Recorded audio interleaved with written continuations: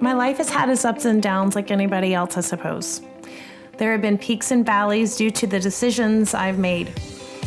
When I was younger, I battled with a bit of rebellion and stubbornness because I always placed me first. I was probably at my lowest moment 17 years ago, just before I dedicated my life to Jesus Christ. I was a single mom. I had a beautiful little girl, but life was hard. There were lots of times that we went without, even the basics. Having lived sometimes without the simple necessities, I know what it means to really need. And ever since, my heartstrings are pulled toward people impacted by homelessness. Shortly after making that decision, I was introduced to my now amazing husband, Will.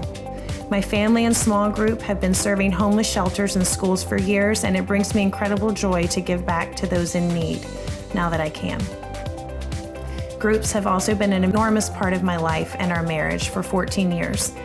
That community even saved our marriage at one point, and it's something now that my husband and I can use to help others see that prayer and community really do work. We recently prayed that God would open a door, yes, just one door, for our family and direct us where He wanted us to go. We had never ever done that before. We prayed about it in our small group for months. We prayed as a family. Long story short, God has a funny sense of humor. He answered our prayer and gave us one place, right where we are here at Center Church. Weeks earlier, Marcus had met with us and said, "I'm not sure what you're supposed to be doing, but God has a plan for you in our church." My husband and I looked at each other and grinned and said, "Well, I guess, all right." A few weeks after that, we received the news that my husband's job would keep us here in San Diego. My work picked up triple.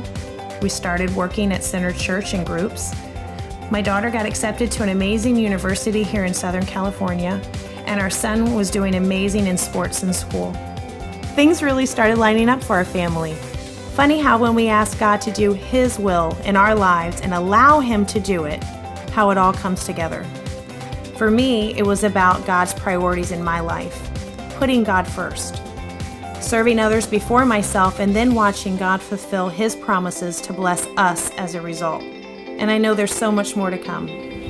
I am Nevie Nelson. God first, you second, and I am third.